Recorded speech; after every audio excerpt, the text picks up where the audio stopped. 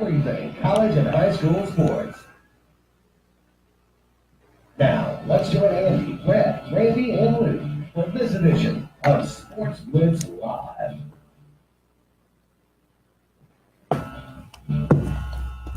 Hello again, everyone, and good Tuesday evening. Welcome into the latest edition of SportzBlitz Live. I am Andy Graham alongside Luke Robinson. We'll be with you for the next 2 hours, taking your phone calls, 256-234-6221. Anything on your mind this evening, by all means, give us a call. Let us know. If you got any comments on any of the things that we talk about or a new subject, by all means, give us a ring here tonight.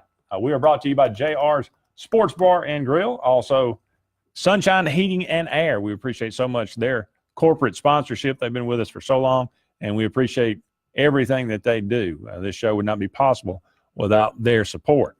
We appreciate all of you out there joining us tonight, whether that be on Charter Channel 3, 97.5 Kalijah Country, or Facebook Live, tuning us in. However, it is a cool evening. Hope everyone is bundled up, and we are glad you are with us. A lot to talk about tonight. We just finished up the Super 7 this past weekend, the past week and weekend. We'll talk about that a little bit. You have 7 state champions that were crowned there in Jordan-Hare Stadium. Auburn hires a new offensive coordinator. If you want to call it that. Gus Malzahn says he will resume his play calling duties. Kenny Dillingham, Dilly, is coming to Auburn. So we're going to get real tired of that. Yes, we are. I mean, I can see it coming already. There are a plethora of things that are going to come from Mr. Dillingham, but we'll see how that all turns out. And there are going to be a lot of things that we talk about with this whole situation. Dilly's going to get old quick, and like it was starting to get old on its own volition. Yeah. Now that Auburn's hired Dillingham, this thing's about to get tired. The only way it's fun is you're drunk, with Bud Light or something, I guess. But it's only going to be good if he's doing terrible or if he's doing great. This is true. It's not going to work if he's doing okay and Auburn's doing okay. He's got to be either incredible success or a horrific failure. Well, I would imagine if Auburn does really well, he will get 0 credit. And if Auburn does terrible, he will probably get 0 blame. So I think he's kind of in a no-win situation. He probably doubled his pay. And so congratulations to Kenny. Auburn, Kyler Murray wins the Heisman Trophy over the weekend over Tagovailoa and Dwayne Haskins from Ohio State. I thought all 3 deserved it in some way. I think no doubt Tua and Kyler deserved it more. I'm not sure they both didn't equally deserve it. You could probably saw it in half and give it to each one of them, and it would have been probably more deserved. But we'll talk about that a little bit. The bowl games will begin on Saturday. We'll talk about the first 5 bowl games because they will take place before we see you again. Tonight on ESPN, don't change the channel quite yet, but 30 for 30, just go and set the tape for that. 42-1, February 11th, 1990. I watched this fight. I remember it well. Buster Douglas knocks out Mike Tyson. I'm looking forward to watching that 30 for 30. I think it's a pretty fascinating story. We'll talk about that a little bit as well. Alabama-Mississippi All-Star Game is coming up. Auburn and Alabama basketball are well underway. Auburn having a really good season. They're up to number 8 in the country right now. Tennessee playing extremely well. They had a big win over Gonzaga, the SEC. So you got Tennessee, Auburn, and Kentucky right there in a row. You got Mississippi State in the top 25 as well. Alabama had a good win over Arizona after kind of a bad loss, really, to Georgia State. So blowing a big lead. So a Georgia State team that got waxed by Liberty, who is Alabama's next opponent. Well, that should be interesting. Anyway, first 2 topics, though, if hopefully Anthony Turling will actually join us in the second segment from the Auburn-Opelika Tourism Bureau. Set a record there in Jordan-Hare Stadium for attendance of the Super 7. So a big, tourism boon for Auburn there. We'll talk to him about that a little bit and the AO Tourism and their role and everything that went on But as we mentioned, the top stories, Auburn hires an offensive coordinator. Kyler Murray wins the Heisman. You want to start? Tell me which one you would like to go with. Yeah, we can start with the Heisman, and I wrote about this today that it's so funny to me that people are okay with the Heisman voting being subjective. It's really the same thing as the college football playoff. There's subjectivity in everything we do in sports. I've talked about it, and I just realized, some people were upset that apparently a few people either put Tua at number 3 or left him off the ballot completely, which is kind of petty and stupid because really he is definitely probably the top, if not the top guy, at least the second guy. And I think Kyler Murray should have been the number 1, obviously, or should have been number 1 or number 2. And it's just a year that just all the planets aligned. And there are 3 guys that could all legitimately say they were the best player in the country, if you ask me. And they just all happened to play the same position. And they all had incredible seasons, but in their own unique way. Kyler Murray really doing as much damage with his feet as with his arm. Dwayne Haskins doing, even in the loss to Purdue, had 400 and some odd yards passing. And Tua Tagovailoa helping to create Alabama's most dynamic offense ever, and essentially leading into blowouts of everybody save Georgia. And that, ironically, came back to hurt him, was all the blowouts don't let him build up his numbers, which a lot of people just say, well, show me the numbers, which is, I think it's a stupid way to do the Heisman, but some people do the Heisman that way. And that, again, it goes back to subjectivity. When you talk about the 4 best teams, you say, well, is best to you deserving, or is best to you most powerful, or is it most intimidating, or is it the best record? And I like the MVP. How do you calculate? Exactly. Is it most valuable? Is it the best player? Exactly. And I like all that. I like us all having this difference of opinion, and then you come together and you have a committee and you vote on it and you see what happens. Kind of like an election. How many, like 4,000, votes in this thing?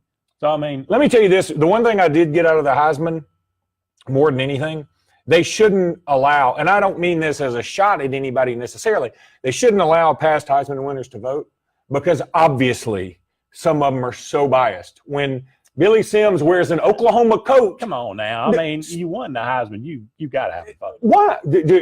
I'm just curious. I'm asking not sarcastically. I want to know, do former MVPs get to vote on who the next MVP is? Again, not MVP necessarily trophy, but I'm asking so. Because, I also think it's clear that if don't players vote for MVP now in the NFL? I don't know. Don't they have a vote? The reason I'm asking and saying it, and I'm not mad at all about Tua's not winning it. That's fine. I get it. If Dwayne Haskins had won it, I'd have been like, if Quinnen Williams had won it. I think it's even the more criminal thing is Quinnen Williams finishes 8th. That's kind of like Derek Thomas finishing 10th in 1988. Now, little guy named Barry Sanders won it that year. I'm not saying he should have won it. I'm just saying you have 27 sacks in 1 year, you probably deserve to finish better than 10th. But I digress. Defensive award, we know that. I know. And like I said, speaking of subjectivity, you go back to Charles Woodson, Peyton Manning. I think obviously Peyton Manning probably deserved it, but there was just some blowback in media attention. And why hadn't we had a defensive player? If one defensive player would just show up, oh, there he is, let's just vote for him. And he played both ways. And he played both ways, and he was good. I just don't think he was Peyton Manning. And when it comes to Tua Tagovailoa, people all year long, he was the favorite after the first game. So once that became obvious, everybody said, if somebody would just put anything up to make me not want to vote for him, and then he gets hurt in the SEC title game, doesn't have his best game before that, and everybody goes, that's what I needed. I need some excuse not to vote for him. And they had it. And so I'm not making excuses for him. Kyler Murray is definitely a worthy candidate. So was, or recipient. Dwayne Haskins was too. I could have easily seen any of those 3 guys. And, hey, I thought it was a pretty cool story. Any other year, if one of those guys is there in 2009 during the Mark Ingram and Toby Gerhart and Mark Ingram were neck and neck. And I love Mark Ingram, but he had 1,600 yards. Yeah, Gerhardt's numbers were better. But he also had 4 losses. Pac-12. Or 5 losses that year. Yeah. So, again, it goes to his numbers were better, but his team was worse. So what do you value more? It's all subjective. What did Paul Hornung win? 3 games when he won? Exactly. That was 100 years ago. And how many Heisman Trophy winners are still alive? we're talking about what, 50 votes? Oh, there were a bunch of them, man. I know, but I mean, that's not going to. Well, but it certainly counts on the, and I know, and again, that's why I'm not saying that because I think this, that tipped the scale. Billy Sims tipped the scale. But when you're wearing an OU coat and like your man wins and you're jumping up and down and high fiving and knuckle fisting him, it is knuckle fisting. Is that what you say? I hope not. That sounds horrible. If you're giving him knuckles, then pounding. No, please stop. Just stop. Just stop. You've made it worse. But anyway, I just don't know that that's the way to do it. I just felt like it seemed like whoever Oklahoma puts up there, Billy Sims saying, okay, he's number 1, and then his backup's number 2, and then Oklahoma's punter's number 3. That's what it looked like. I agree. Yeah, and what Oklahoma's got, he was about the 6th or 7th to win. They're tied with Notre Dame. They with got 7. quite a few. So they would have more votes than anybody else. But and I don't know how many of their guys are still. I mean, I'm sure some of them. Well, Jason White, I know. Sam Bradford, Jason White, Baker Mayfield, obviously. Billy Sims, obviously. Gosh, who else? After that, I'm out. I don't know. Wow. Well, we just rattled off some pretty big Oklahoma names there real quick. Yes, we did. I like it. Well, we're up against our first break here on SportzBlitz Live. Again, we appreciate all of you out there joining us. In the next segment, hopefully we'll be joined by Anthony Turling, who works for Auburn Opelika Tourism Bureau. We'll talk a little bit about the Super 7 that was in this past week. Be sure to join us. Stay tuned. More SportzBlitz Live is on the way right after this.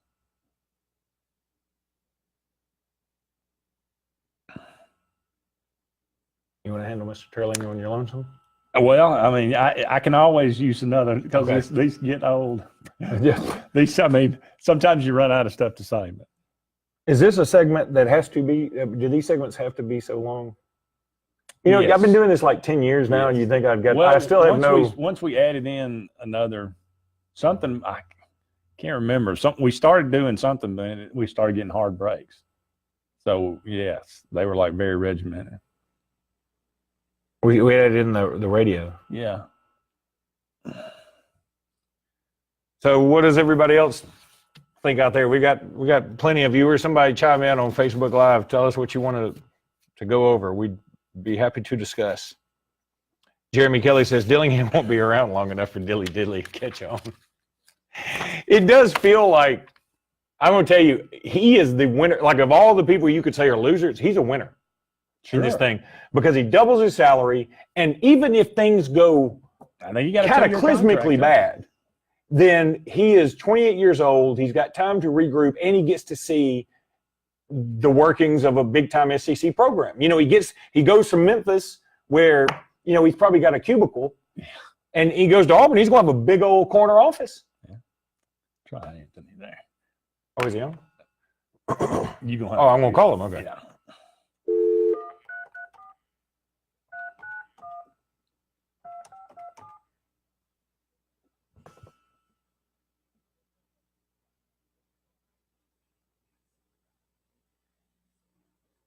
Ahoy, hoy. Hello? I don't think it connected. Oh, that was like the longest pause. Dilly.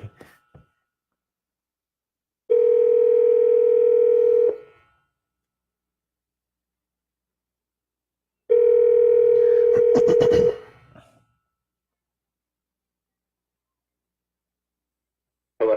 Anthony. Hey, how you doing? Good. How are you? I'm doing well. It's Andy and Luke here with you. We in a commercial break. We'll be back in about a minute. You okay? Did you call him Anthony, as in like Penny Hardaway? I did. Heck yeah. How you doing, Luke? Good, man. What's going on? No, not much. I missed you. What game did you call? I called 7A, and I also called 1A. So I ran both ends of the spectrum. Okay. Yeah, definitely. from gameplay to attendance. That's right. You got anywhere you want to start, Anthony? No, I mean, I can talk about anything from, of course, attendance comes from AL.com's already done all that. Came officially from HSA. I can talk about that. Talk about hotels. I can talk about, economic impact. Just different things like that. All right. We'll Any other questions you think of? Okie doke.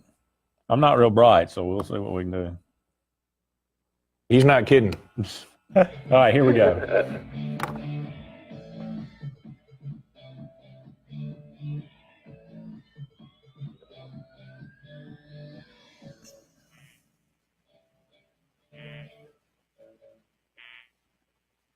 Welcome back, everyone, to Sports Blitz Live. Andy and Luke here with you for about 45 more minutes in the first hour of tonight's show. We're going to go to the phone line and welcome in our good buddy Anthony Turling, who works for AO Tourism Bureau. Anthony, how you doing tonight? Doing well, guys. How are y'all? Doing really well. Well, you know, it's that time of year. The Super 7 this past week was a raving success, it looks like. Maybe set records for the attendance. And just talk a little bit about the impact that this kind of thing has on the tourism for Auburn and the Auburn-Opelika area. Yeah, I mean, Auburn-Opelika definitely from, a direct impact of hotels, with 14 teams coming. We had all teams stay in hotels, and, we're appreciative of them and what experience they provide their kids. Because, there's a lot of teams that were local. I mean, Central Phoenix City, Central Clay County. There's a lot of local teams, but I think they really do grasp and take the thing of the experience for these kids and what we do to help them with that. But the impact is going to be anywhere around the $2 million range for Auburn-Opelika when you count all the indirect spending with some of our restaurants. I know the restaurant that we ate at on Tuesday night with some of the AHSA, Night Edie, and local partners right after us. They were welcoming Thompson and a couple others, and that was going to be about 250 people in just one restaurant. And then I know countless other stories of, the movie theaters being used and other restaurants for pregame meals. I mean, I know one restaurant opened its doors for breakfast, and they don't do that normally, and they opened it up for 100 people. So, the impact is going to be great for this area, and we're very appreciative of that. Go ahead. Well, no, I was going to say that's interesting. I love talking about the economic impact, and it was a great crowd just about for all games, even though in 1A it looks like, man, in the cavernous pit that is Jordan-Hare Stadium, you had two sides, and they didn't even fill up a section. But what you did know was that the entire community from both places was there, and that sort of warmed your heart. It really gives the game extra meaning. But I guess what I want to ask is, how does this compare to, say, an Auburn football weekend when they play the likes of a Liberty? Is it the same kind of economic impact as that? I mean, generally it goes up and down. I mean, we, just like Tuscaloosa tourism partners that we talk to a lot, it all hinges on the year. And, of course, Alabama's always seemingly doing well, and Auburn's a roller coaster. So for our hotelers and our economic impact here with football games, Auburn football games is like a roller coaster. But a lot of the people that are here are local. I mean, I live here in Auburn, and I go to the football games, and I'm not staying in hotels. I'm spending money at restaurants and stuff like that, but there's a lot of times I'm not. So sometimes these games are bigger, but generally the Auburn football games do a little better, but as a whole, not necessarily just one game. So, I mean, those are great questions, and I'll give you an example of, like, with Super 7 with the team size. You take a 3A school like Piedmont compared to, say, a 6A or 7A school with the amount of hotels that they bring. Piedmont specifically was staying the size of what a 6A school would with hotels, and that's because of the way they choose to put their kids in the hotels. Normally, we're looking at about 25 rooms for a team the size of Piedmont, but they did about 41 to 45 rooms. So wow. Right there, a lot of that comes with extra tax dollars. And with Super 7 last year, it took a dip because of the snow. But this year, we had some good matchups, even though the scores didn't necessarily reflect that. But, with 7A, of course, just the atmosphere around, with Tua's brother and then, of course, the quarterback for Central Phoenix City, it really did explode into that 22,000 attendance just for that game. You talked about Night Edie. We worked with them quite a bit. Y'all have a standing relationship with them, and can you talk about that a little bit? Oh yeah, definitely. I mean, the 980 folks are great. They work with us, work with Auburn Athletics a lot. I mean, they're working with, and we're hand in hand with Auburn Athletics. We see those guys and girls every day. We work with them on home games. But yeah, 980 is from the event logistics. I know we worked directly with a lot of their operations crew because specifically myself handled a lot of volunteers, anywhere from 60 to 70 volunteers. And of course handled and communicated a lot with 980 folks, whether it be the ticket booths, with the ticket sales, or the on-field volunteers that we needed to keep the games flowing, and a lot of different stuff. But 980 also markets the heck out of that event very well. The production that they put on during the event, but when they're boots on the ground, I mean, it's just like a well-oiled machine on 8 cylinders with 980. So between AHSA, 980, our staff, the city of Auburn, public safety, I mean, there's a lot of groups that make this thing happen, and of course Auburn University with an active campus really allows a lot to go on during Super 7. So it's a big thing, and 980 is the driving force. Well, Anthony, we'll get you one more question. We'll let you go. What's next on the agenda for that AO Tourism? Well, a lot of people before that, we had the HSA Swim and Dive Championships. We also hosted what's called South Best Robotics. And so for us next, I know we're working on some bids for some big swimming meets, but of course we have Bow Bikes Bama coming up in April, and that's a major event for Auburn. But we're working on different tournaments, different things like that. Of course, for myself, sports is the name of the game. But we hope some new events are coming. But yeah, Bow Bikes Bama is our big premier event coming up in the spring. Well, Anthony, we really appreciate you joining us. You do a great job. Always fun to catch up with you. We appreciate you guys and what you allow us to do to come on and promote. And thank you for all you do. And, of course, love hearing y'all's broadcast on the radio network. My best to the family. Thank you, Anthony. See you, buddy. Anthony Charling with Auburn Opelika Tourism Bureau. $2 million impact for the Super 7. I mean, I believe it. It's a great idea. I mean, look, it was kind of neat going to Legion Field for a long time, but it's just to go back and forth. How could you even – it ain't even like nowadays you look at it and go, how in the world did we not do this sooner? Yeah, and it's funny. They talked about the story of how this came into to be is that they accidentally they were going to meet with Coach Savarese about some other things, Alabama and Auburn. I want to say either like softball or basketball or something like that. And he said, well, really, I would like to talk to you about doing something with football. And that sort of got everyone like, whoa, we didn't ever think of that. And it's turned out to be great. And it's so awesome for the fan bases, for the kids. A lot of these kids aren't going to be recruited by Alabama or Auburn. And then you go out there and you just show out at Bryant Denny or Jordan Hare. It's pretty cool. Absolutely. No doubt about it. We're up against another break here, but don't go anywhere. When we come back, we'll discuss the Auburn OC hire a little bit. Kenny Dillingham. Dilly. There you go. I was going to let you do it. We'll be back with a little bit more of SportzBlitz Live right after this.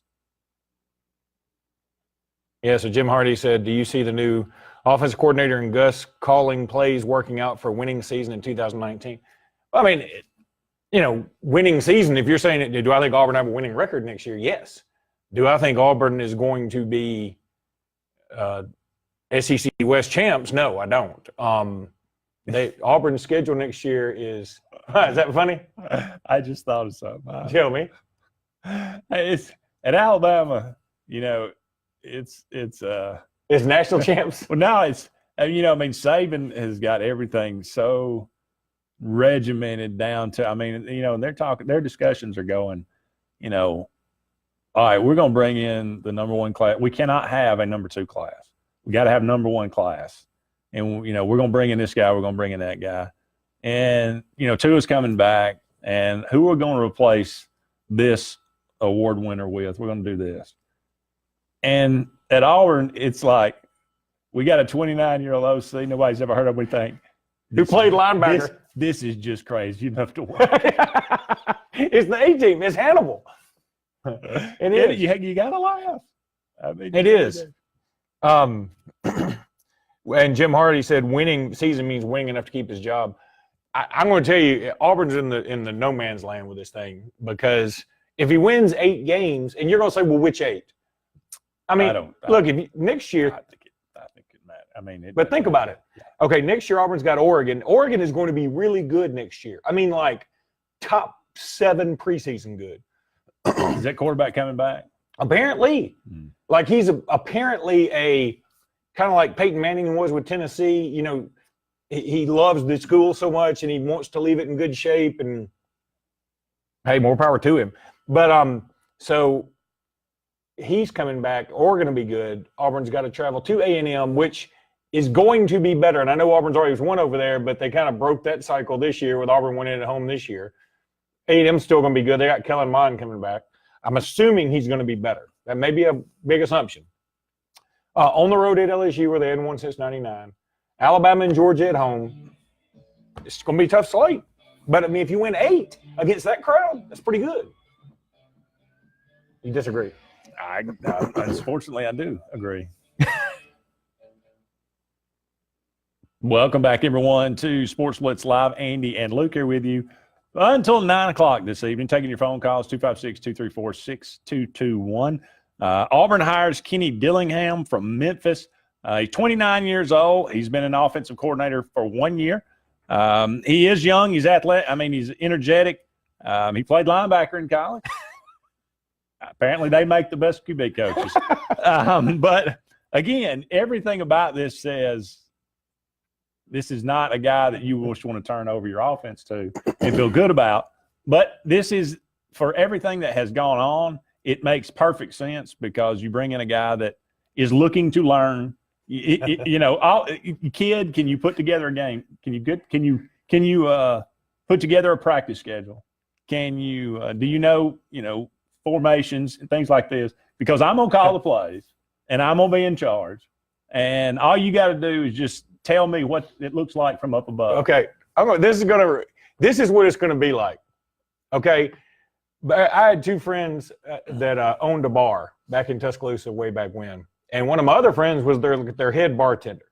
And one of those friends would come in and, like, he didn't really work much. He just sort of came in and go, oh, yeah, let's just sort of rearrange this and make it more social and do this. And they were like, we just want to sell cheap drinks. It's a college bar, man. And so he'd come in every now and again and call the liquor store and say, all right, let's get 5 cases of Madonna Daiquiri mix, some rum runner mix, and 6 cases of Jose Cuervo tequila.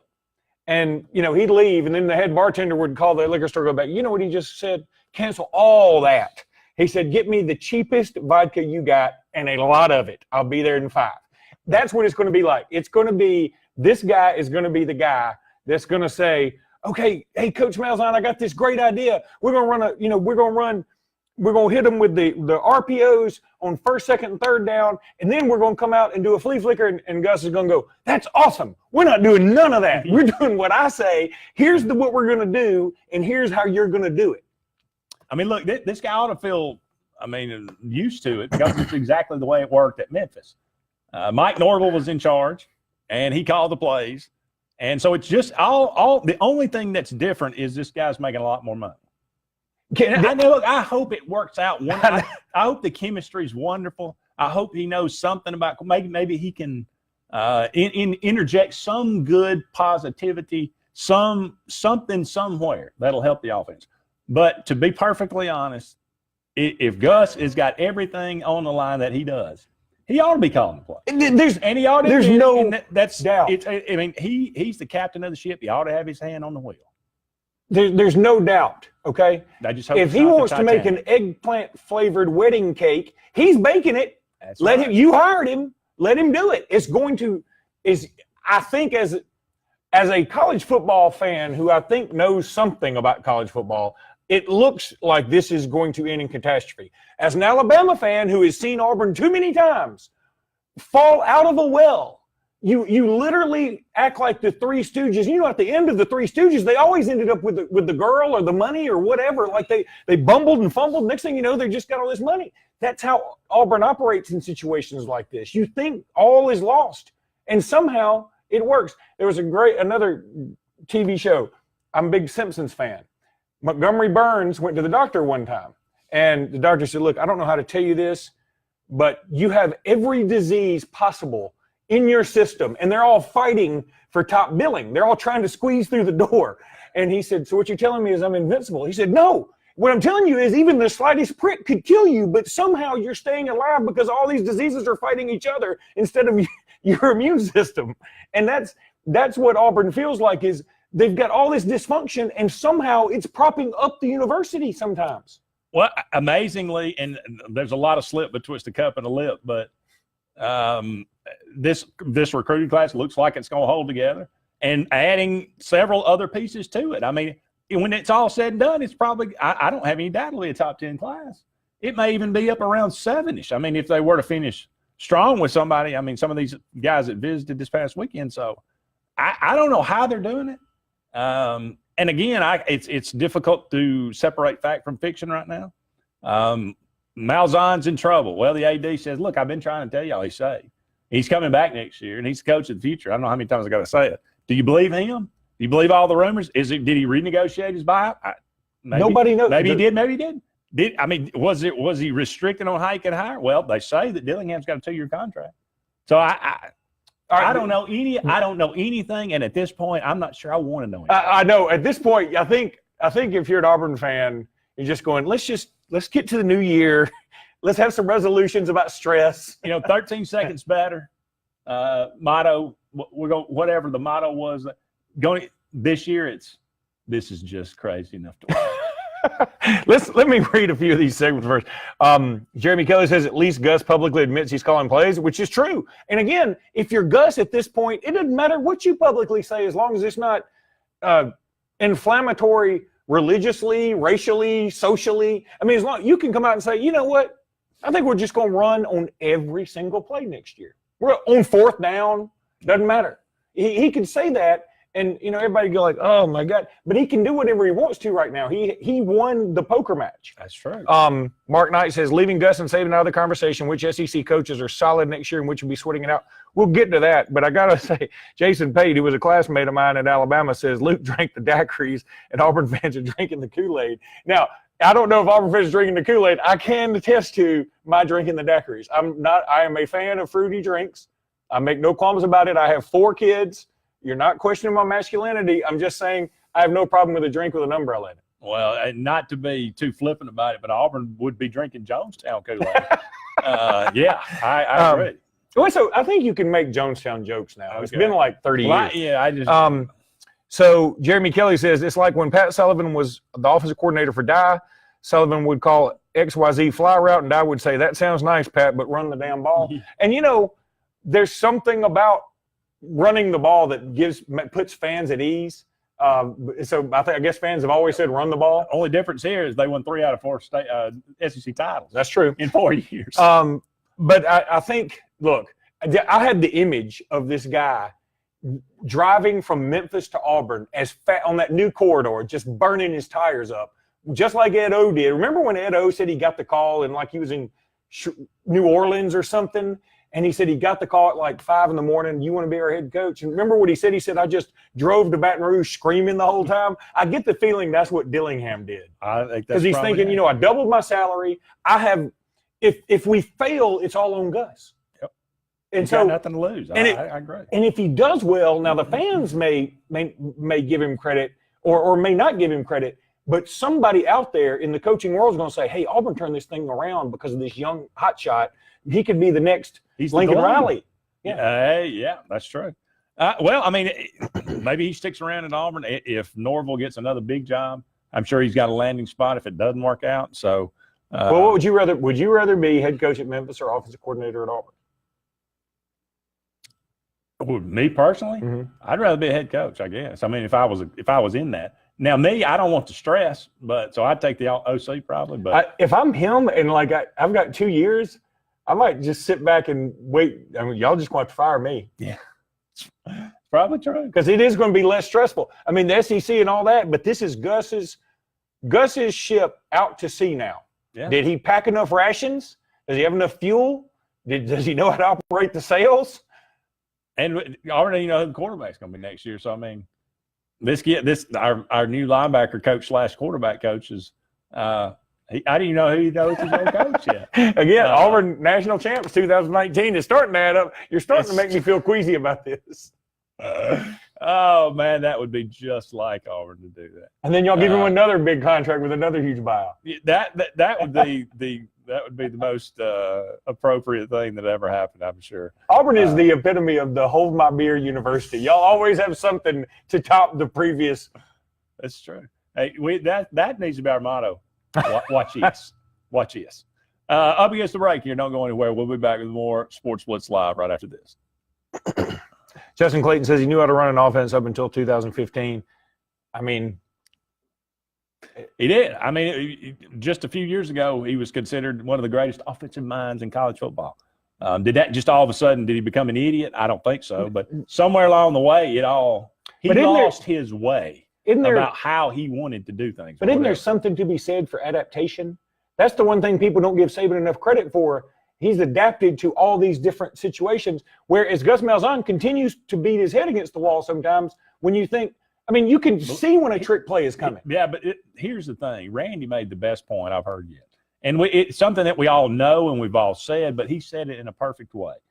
Gus Malzahn's biggest problem, I think, is the fact that when I go back to around 2015, he recruited Nick Marshall.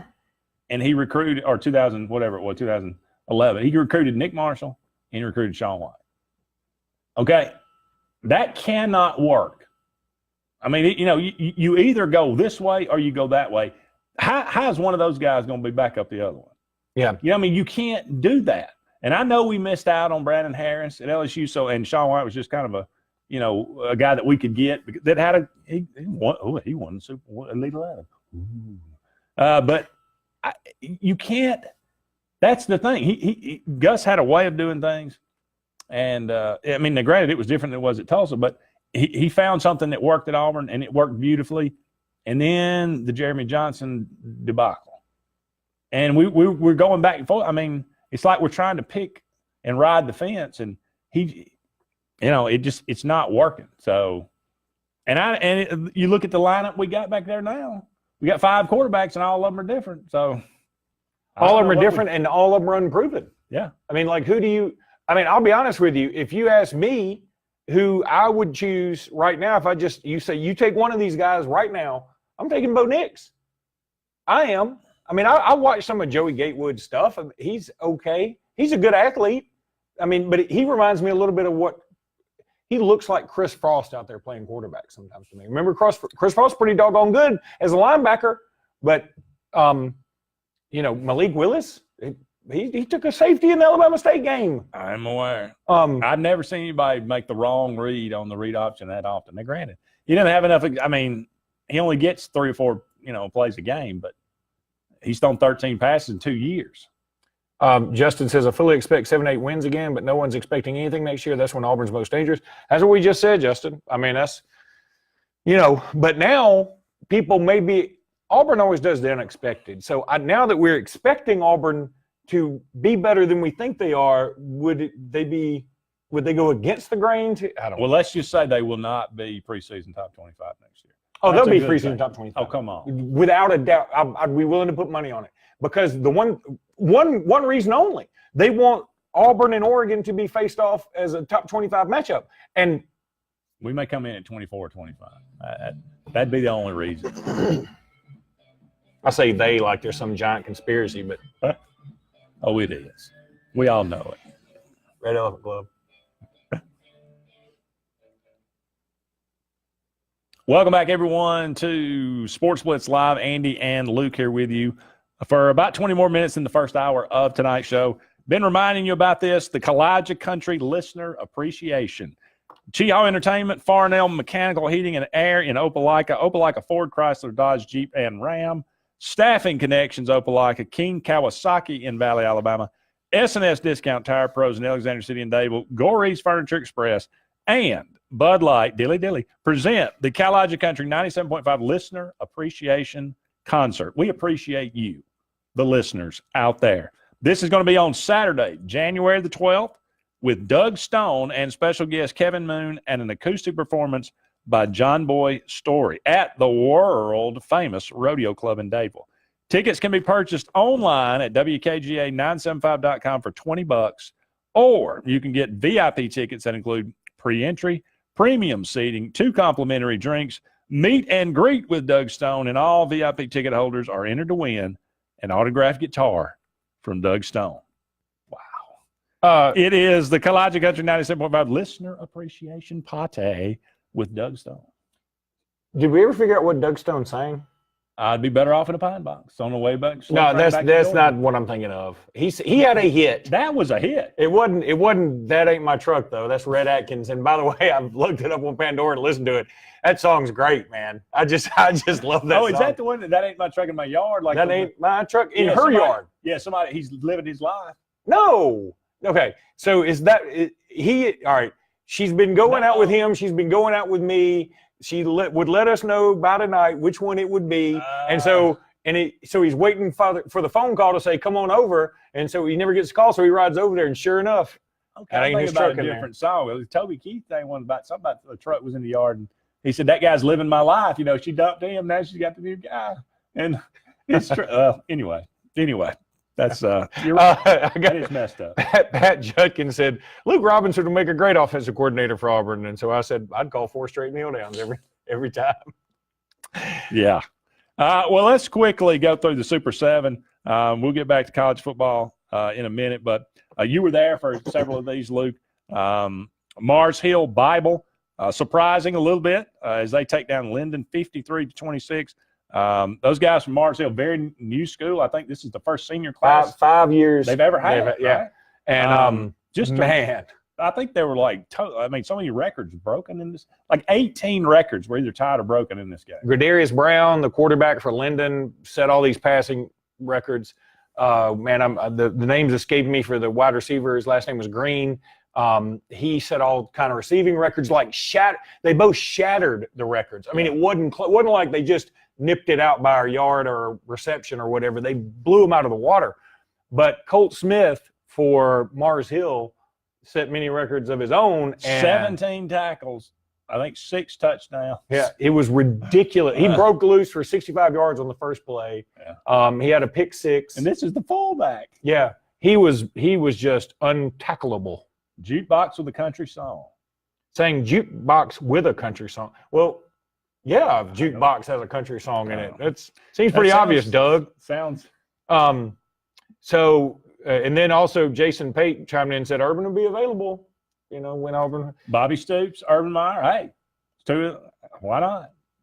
Let Urban be the offensive OC and Bobby the DC, and we'll let Gus keep coaching. And get Bobby Bowden. Why not? He hasn't passed yet, has he? I don't think so. Okay. Not much from him. What about Tommy Bowden? Whatever happened to him? Terry Bowden just got fired. I did see that.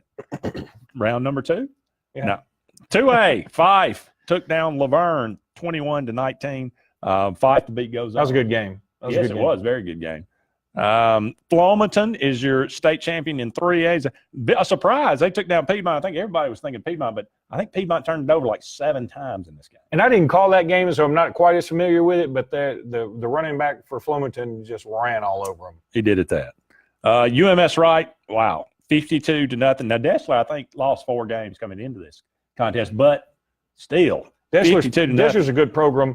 Did I hear that UMS Wright's going to have to be bumped up to 5A next year? I think so, yeah. Because of championships? No, I mean, it all is about enrollment. Okay. Well, aren't they a private school? But then you have a multiplier. Okay. But I thought maybe if you're a private school, once you won so many championships, you had to automatically move up. You know what? You may be right on that, too. I think that's right. That may be a new thing. Okay. I think if you win some championship, I think you're right. Okay. Because St. Paul's had to move up, didn't they? That's right. Yeah. And at Madison Academy. Yeah. 5A Central Clay in the game of the tournament. Central Clay 43, Viger 42. This was an unbelievable game. It was unbelievable, but for a lot of reasons. For just a lot of reasons. I mean, it wasn't Danny Horn is such a good coach, and God bless the Viger staff, but it seemed like they made a lot of mistakes. And Well, I don't even know how you had 15 seconds and you don't even get a spike of the ball. athletically, this was a no contest. If you it's who gets off the bus, you're going to choose Viger all day long. And Viger was a very good. And I'll give Corey LeBounty, who is on our broadcast crew, he thought Viger would win the state from day one back in August. And he was almost right. But, man, Danny Horn is a magician, and he's in his niche, man. You just don't want to look over on the other sideline and see Danny Horn.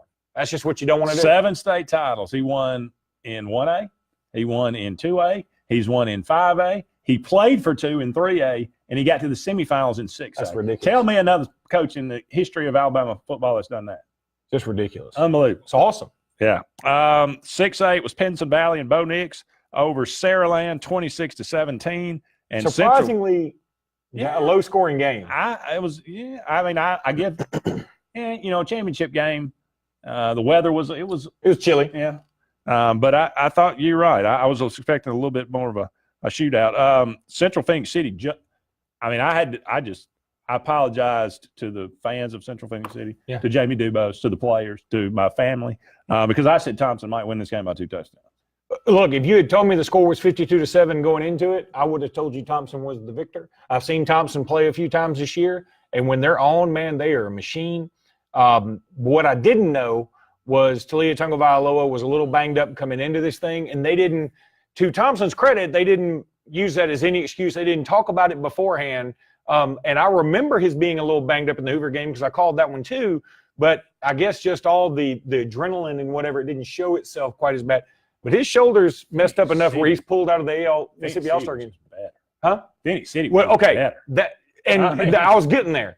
Phoenix City also has dudes, man. I'm like you. I want to apologize I didn't see them to Central Phoenix City. City. I wish I had. Oh, my God. And what the other thing that I wanted to say was, okay, I've seen Thompson play Hewitt Trussell. I've seen Thompson play Hoover and Thompson play James Clemens.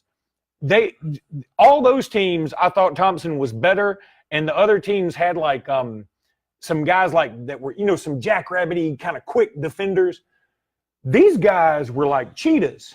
They're fast, they're big, and they won't stop until they get you. Like if Talia was ever lucky enough to get out of the little bit of blocking he had, those guys pounced. Yeah. Man, you couldn't stop them. That defensive line is a offensive line's nightmare because they are so fast. But Amante Spivey, underclassmen, but my goodness, Spivey is great. EJ Williams is great. Peter Parrish is great. Man, just kudos to say. I'm going to go on record and say that's the best team I've seen in the Super 7. I wasn't trying to make excuses earlier. I'm trying to say I wanted to get to. I don't care if Talia had been healthy. They still win this game by probably 40 points. Up against a break. Don't go anywhere. More Sports Blitz Live on the way right after this. Yeah, man, I was blown away by Central Phoenix City. I mean, those were some dogs. That's my house. That's my car. That's my dog in my backyard. Who's that man running my life? Okay, now I know that That's the song. one I remember. I know that song. Okay. See, I kind of got disenchanted with country Jerry. music in there somewhere. Jerry's like an aficionado of country music. Central defense has been looked over all year, Patrick says. Look, Patrick, you're probably right. I totally yeah. And here's the other thing. That's we talked about in the broadcast because we ran out of things to talk about during the broadcast. That maybe as an HSA Radio Network broadcaster, I shouldn't say this, but the Birmingham teams are going to get the most notoriety, and then Mobile teams, because Mobile teams just always seem to be around and athletic. And Central Phoenix City is always going to be, they're good. But they play down there in Montgomery. Well, Montgomery's gotten better, and Jamie Dubose got them over the hump. And it's also been in the back of everybody's mind that Central Phoenix City is going to lose either in the quarters or the semis before they get there. They're going to blow it somewhere. And they almost blew it to Robert E. Lee. They get over the hump of beating one of their arch rivals, and then they come and they play Robert E. Lee.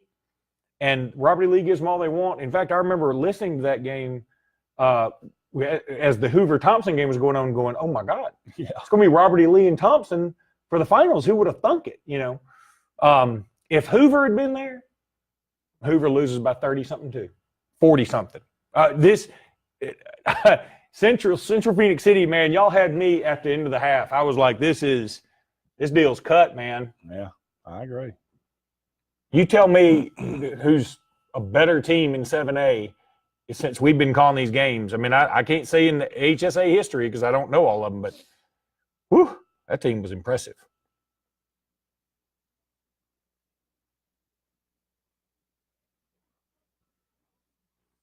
I'm going to have to look up what Doug Stone sang. I'd be better off. Kermit sang it? On a slow train back to Georgia. Right next to Tommy Total. Wait a minute. He's only been around since 89? I thought he's early 90s. Kind of.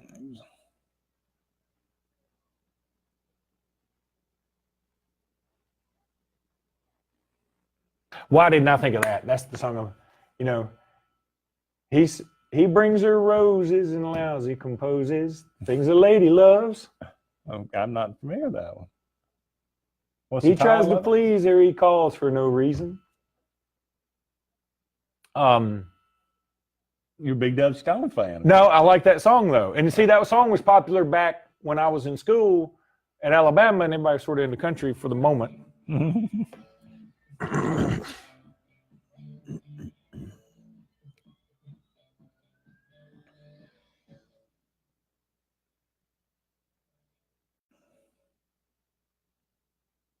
Welcome back, everyone, to Sports Blitz Live, the final segment of the first hour of tonight's show. Andy and Luke here with you. We're talking about some high school sports, running down the state champions in the Super 7 that took place this past week.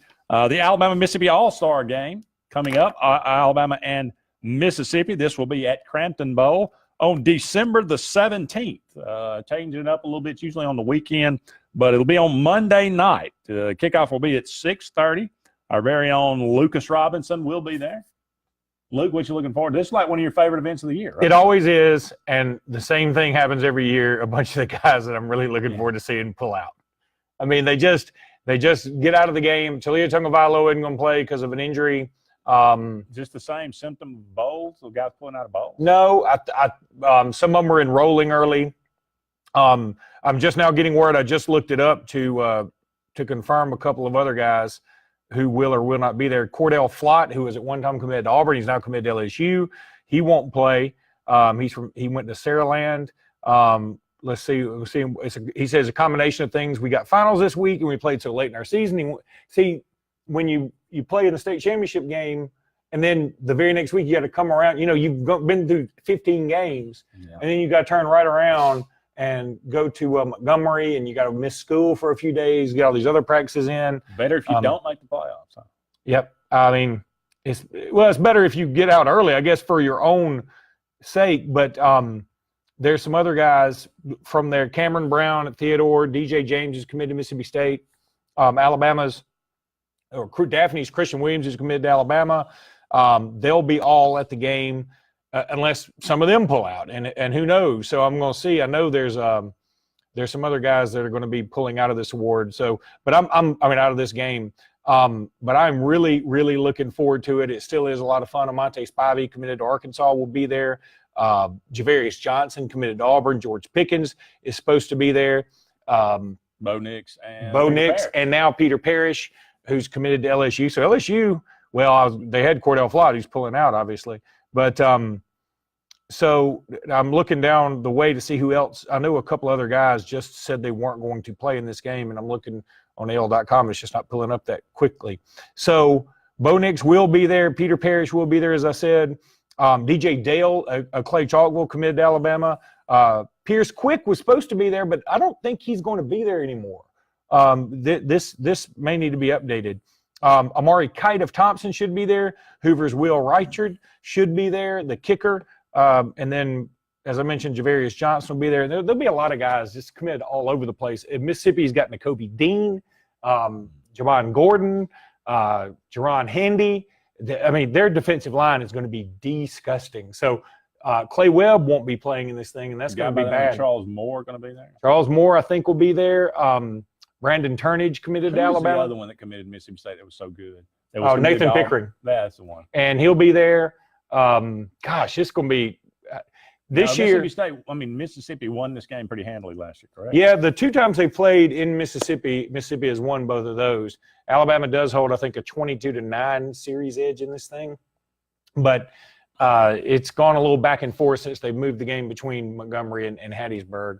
So this year it is going to be in Montgomery. I'd encourage anybody that can make it, get on over to Crampton Bowl, because it is a ton of fun. And these guys do take the game seriously. I mean, I wouldn't tell you to come if they weren't going to take this thing seriously. And this is a source of pride. We've seen some big names that have gone on to play in the NFL. Rashaan Evans was the MVP of this thing not too long ago. He had a monster game. TJ Yeldon, AJ McCarron, Julio Jones. I mean, man, there have been some dudes that we've had the luxury of calling. TD Moultrie, right? TD Moultrie is in this game. And TD Moultrie and Ryan Anderson, far and away the 2 most intimidating guys that I've interviewed, because I try to get down beforehand and interview some guys. Ryan Anderson looked at me. He was getting game ready. Like, you could tell he's got a game face. Now, I'm a kind of a big dude, and he's not as tall as me, but I felt like he was looking down on me. And he kept swaying back and forth. He had a little bit of the crazy eye, and I was asking him very innocuous questions like, okay, so Ryan, tell me a little about yourself. What flower do you like? Or, just really safe questions. And he was going, I just want to get out there and hit somebody. And I was saying, don't start now. Yeah. Please, God, don't start now. But TD Moultrie had the firmest handshake I've ever had. I mean, you shake each one. And it's funny because some of these guys are real big guys. You know how it is, like with football players, especially, they just sort of put their hand out there and you just sort of wobble it around. Now, TD Moultrie gives you one of those things. You're like, oh my God, dude, I don't want to meet you that bad. Yeah. So yeah, it's just a lot of fun, man. I love this every year. So if you can make it, or if you can't make it, tune in. Brett and I will be calling it. It will be on Raycom, I guess. I believe it will be on Raycom. I mean, obviously, we want you to turn the volume down on Raycom and listen to us on the radio. No doubt about it. This is the same place, AHSA Radio Network. AHSA Radio Network. AHSA.com. Yeah, I don't know if it'll be on 97.5 or not. I'm hoping it will be. Okay. But we'll see. We'll check on that. That is December the 17th. That is next Monday night. 6:30 p.m. will be the kickoff at Crampton Bowl in Montgomery, Alabama. How about we only got about 2 minutes left in this segment or so. How about we'll go ahead and talk about Adam's Beer of the Month? Okay, please do. Knock it out. No, you've been itching to get to it. You're going to want to talk. You're going to want to talk about this, Luke. The Adams Beverages Opelika Beer of the Month is Irish Stout. The word of the day, Finally. Irish Stout. From Cahaba Brewing in Birmingham. Irish Stout is a classic dry stout and is only available in cans during the winter, but you can find it on draft throughout the year. It is full of roasted barley, malt character, and smoothness that you would expect from the style, but get this, it has a slight fruitiness, reminiscent of the Irish yeast used to make it. This beer pours with a satisfyingly dark color and surprisingly light body. That's a lot of adjectives. The Irish Stout is roasty on the front with a chocolatey finish. I didn't even know what that means, roasty on the front. And it can be found in convenience stores and grocery stores locally. Remember to try Irish Stout from Cahaba Brewing. I love that. A slight fruitiness reminiscent of the Irish yeast used. When I'm eating fruit, I think, boy, feel like I'm in a Irish yeast field. Could use some yeast. Yeah, no, yeah. This yeast ain't got enough fruit in it. This Irish Stout is infected with yeast. Oh my goodness. Raycom's last broadcast with AHS. I think that's right. Ever? Yeah, I think they've got signed a new contract. Really? With somebody, I don't know. Interesting. Well, there you go. Look, I don't get involved. And you have the Raycom. I wonder if it'll be the last Raycom Camellia Bowl. I don't know about if they that. will continue their sponsorship. I hope that they keep doing the Alabama-Mississippi All-Star Game on Mondays, unless, for the love of all things holy, if y'all put this thing on Monday next year when it's in Mississippi. Because I got to go. I'm like a moth to a flame with this thing. I got to go, but I don't want to go on a Monday night to Mississippi. Maybe next week, Mark, I will do the Beer of the Month as Coach O. Teaser. Well, I bet you his Obvious. beer of the month is just Budweiser. That's true. Natty Light. Up against the break here, but don't go anywhere. More Sports Blitz Live on the way right after this. Coach O seems like a beast-like kind of guy. No, there's no light anything. Oh, that's probably true. Do they play Texas next year? I think they do. I believe that's correct. God, you talk about a. He says he loves her and he'll never leave her. Now I got that song stuck in my head. All right, yeah, they got Georgia Southern to start, and then at Texas. They get Vandy as one of their crossover games next year. That's fortuitous. Yes, it is. I don't know. You know, Dake may turn things around. Let me tell you something. Next year for LSU, Georgia Southern at Texas, okay? If they can get by Texas, even if they don't get by Texas, then Northwest State at Vandy, Utah State, which, by the way, that Utah State team is not going to be bad. They hired Gary Anderson back. And then Florida at home. They were good this year. Yeah.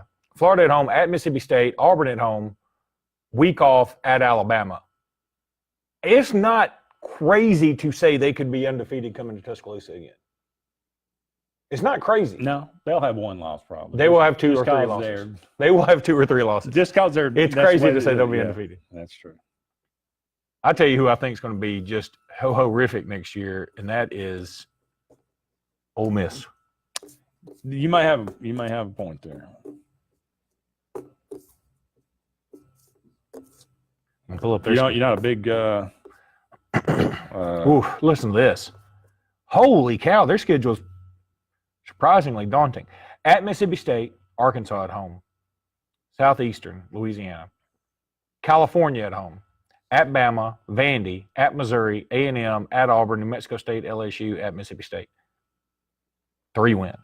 3 wins.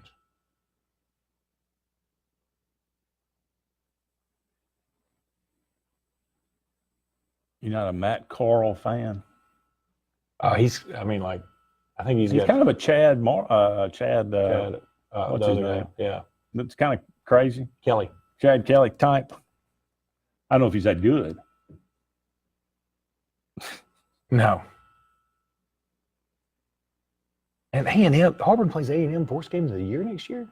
The what? Y'all play A&M 4th game of the year? That's Yeah, well, early. LSU's late. We usually play them early when right. it's in. You got Oregon, then Tulane, Kent State, at A&M. That's a tough stretch. At A&M, Mississippi State, at Florida. Mississippi State's not going to be that great next year either, but still, you never like to play them. They just. Well, it's the same formula for Auburn. If you can't beat Mississippi State, you're no good. Mississippi State has Kansas State next year at home. Oh, and they also got Tennessee in the crossover. Georgia and A&M are a crossover.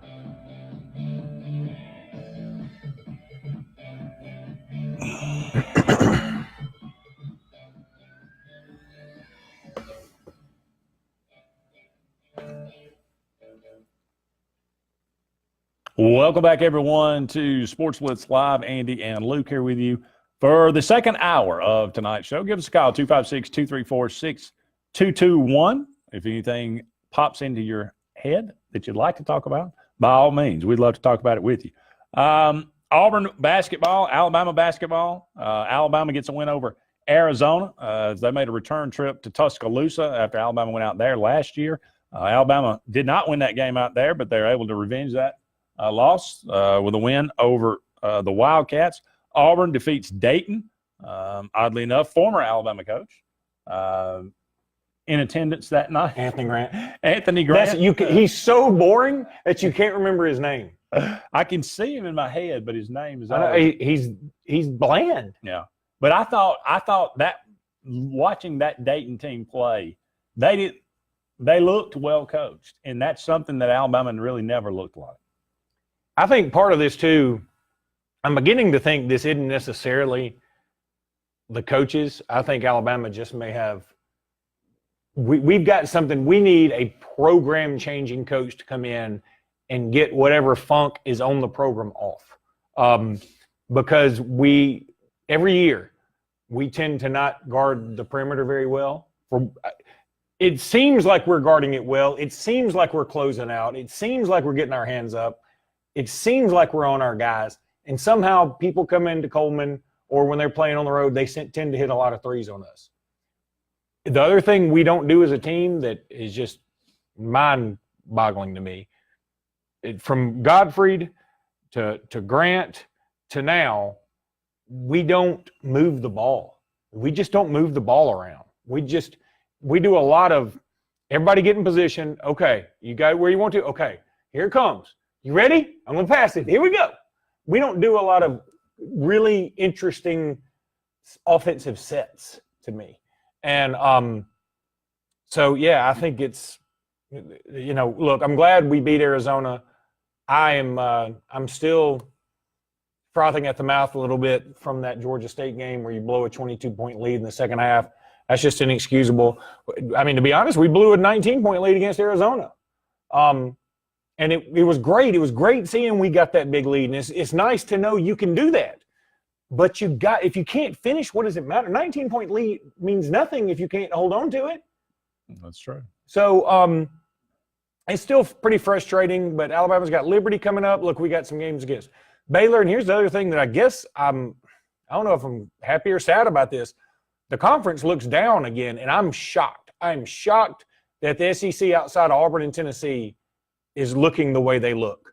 Mississippi State isn't bad, but I don't think they did beat Clemson the other day, but I don't think this is a vintage Clemson team. Kentucky got beat by Seton Hall. Seton Hall. And Kentucky was blistered by Duke. Kentucky doesn't look like a top 6 team in the league right this minute. Now, we know they are talent-wise. They come into Tuscaloosa to open the SEC season, right? Yeah. Thanks for reminding me. Well, they're not the typical Kentucky. So, hey, y'all might have a good opportunity to. Yeah, Justin brought up a great point. That's what I should have thrown in there was the other problem is free throws. And I don't know what's going on with Herb Jones. I mean, this is a guy that a lot of people were saying could leave early for the NBA. And, man, if he leaves early now, I would be absolutely shocked. I'm going to look up a lot of the SEC standings because the other day the SEC had a horrific day. And if Boston College A&M hadn't canceled because of weather, it could have been even worse. Just about everybody lost. Arkansas lost at home to Western Kentucky, I think. Hey, don't sleep on Western Kentucky. No, I'm going to sleep on them. Let's see. A&M is 3-4 overall. South Carolina's 4-5. Florida's 5-4. I know Florida's played some pretty tough teams. Georgia's 5-3. Missouri's 6-3. So is Alabama. Vandy is 6-2. They've lost their best player. Ole Miss is 6-2, and I don't think they've played anybody. Arkansas is 6-2, and again, one of the losses was to Western Kentucky. And then you got Kentucky and LSU at 7-2, and then everybody else has one loss: Tennessee, Mississippi State, and Auburn. Stansbury is at Western Kentucky. That's true. I know, but he also doesn't have a lot of the guys. He's been recruiting some 5-stars. They never seem to make it on campus. Yeah, but I think it's going to be. I guess that's a positive for Alabama in that they can make some moves in a conference that doesn't look all too terribly, didn't look as good as I thought it was going to be. I thought this year the SEC was going to be incredibly good. And I'm thinking now, outside of Auburn and Tennessee and maybe Mississippi State, I mean, if Kentucky gets it together, this could be another one of those years where Kentucky has to make a deep run from an 8 seed.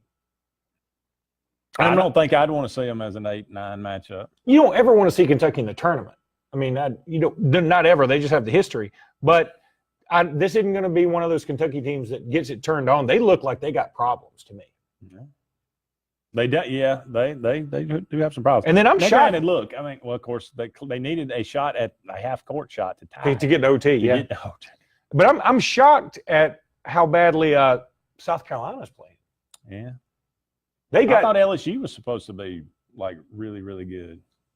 They're okay, but they're not great. I've watched them play a couple times. They've got some big men that are playing well. But I mean, some of their wins, look, they did beat Memphis at home. They did beat, I guess, Louisiana Tech. They lost to FSU and they lost to Oklahoma State. But some of their other wins, UNC Greensboro, Southeast Louisiana. I don't even know who CHLS is. I guess Charleston. And Grambling. I mean, they hadn't exactly lit the Incarnate Word. I mean, it's not like they've got 7 wins. Did they really play Incarnate Word? Yeah, they played it. Okay. Freshman power. LSU passed Incarnate Word 91-50. So, I mean, it's you know, you're not setting the world on fire with that crowd. But No. again, I just I think outside of Auburn and Tennessee and maybe Mississippi State, this is going to be tough sledding. I mean, I think it'll be an Auburn-Tennessee battle. I think they play on the last game of the year in Auburn Arena. I believe you are correct. Auburn goes to Birmingham to play UAB on Saturday night. They travel to NC State. That's going to be an interesting matchup. NC State's playing well. And then I think they come home and play Murray State and North Florida. And then they start the SEC season, I believe, on the road at the Pavilion in Oxford. Yeah, Alabama. I was just looking at the schedule the other day. I know Alabama's got Kentucky at home, and then they have a road game maybe at LSU. And before Auburn even plays their first conference game, I'm like, this is great. Alabama will be 0-2 before Auburn even plays one. Maybe not. Maybe. Look, man, the way this team's playing, I know I said some bad things about Kentucky, but that's like saying, well, Alabama didn't play great against Georgia, in football. I mean, it's just Kentucky still got – no matter all these teams, I would take Kentucky's talent. But I like Auburn and Tennessee's chemistry so much more. Yeah. It's Kentucky's talent is second to none. It's just, can they get it together? I don't know. Well, yeah, sometimes it takes them a while, but I wouldn't be surprised if you by midseason you look up in Kentucky, probably 8-1 in the league. I mean, it's that kind of. And I'll give them some credit. Kind of team. They've got Utah coming up. Who Utah, was in the championship game back in the day. They got North. When Rick Majerus was there. Hey, look, they've been there. Yeah, that's true. Let's not throw stones. They got beat by Kentucky. Then they've got North Carolina, and then they're at Louisville. Now Louisville's okay this year, but then they're at Alabama, and I mean they get into the meat of their schedule, and they've got a game against Kansas midway through the SEC season. So, they've got they don't shy away from anybody. Up against another break here. Don't go anywhere. More of SportzBlitz Live is on the way right after this. No, Mark Godfrey is not at NC State. No, Jeremy. He got dismissed a while back. Where is he? Did he get another job? Mark Godfrey? Yeah. Or is he just chilling? He might just be chilling. He's probably got enough money to.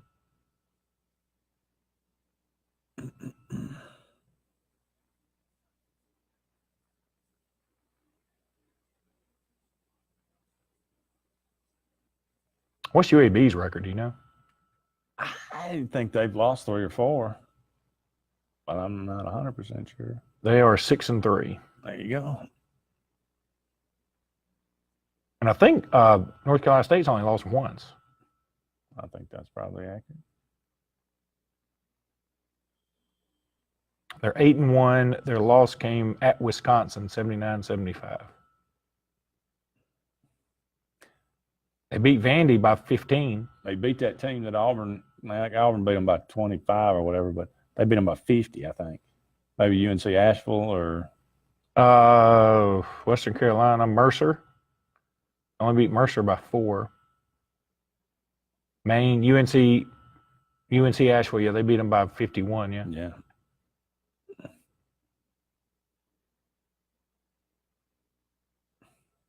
No, let me have a swallow that tea way over there.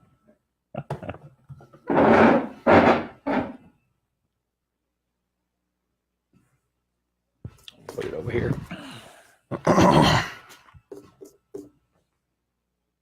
Thank you.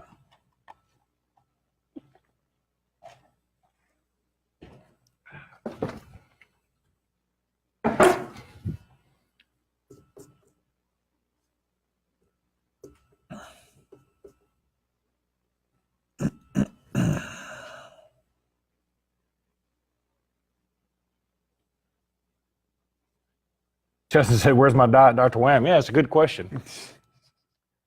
I've been here doing this show long enough. Somebody should bring me a diet, Dr. Wham. It should just be on the table, you would think.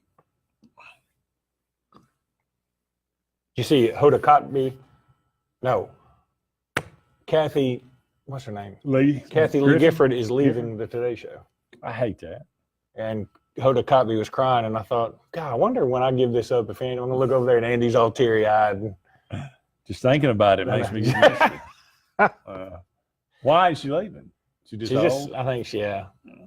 Frank passed, didn't he? Did he die? I think he died. I think he did. Well, they had the whole thing where they caught him cheating on the. Yeah, but that was 20 years ago. Yeah, let me tell you something. She ain't forgetting about that. I'm sure she's not, but apparently she got past it. She's making enough money today. I mean, what a gig! You just sit up there and get day drunk.